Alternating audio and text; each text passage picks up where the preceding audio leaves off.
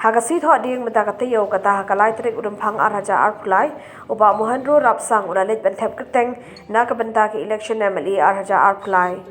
uba Rapsang ubadei na Shillong West constituency unya khun na kaseng NPP hakani kasngi lawan ban sanran lang yu de kinong kershan jong ung Rat bangalayo ban file ke nomination mentasngi buat ngaso sarang ruang ne kapor ban yang kum candidate jong ke NPP for the first time contest in election in the third time. First election lost 2013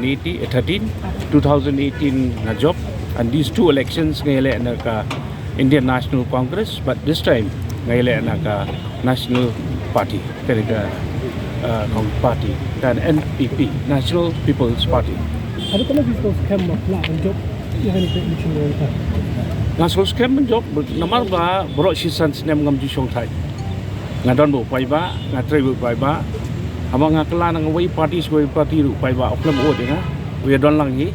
tinga so scam bang ke kam ngalale bro sisan sinem ngaso sarong mangalale ikam ba bat ngaso sarong mangalala fulfill bar khoi ikam baki dorman snong ki ai bangale ngala alok ngala pendep 100% ni ikam bar namata constituency ke bukamat banding kongsane ba ke program bandikong ya mga Syekh Ahmad hi kalong mangan continue ya kani ke program jonga kum ban pelong koi na smart constituency hapo ka Shillong hapo migile ai baro koi kata kalong ba kum ngitangi keren mentaru san kuro tingkat project jong ka Shillong smart city kila sanction constituency jonga ban ki kam kidang ai menta syai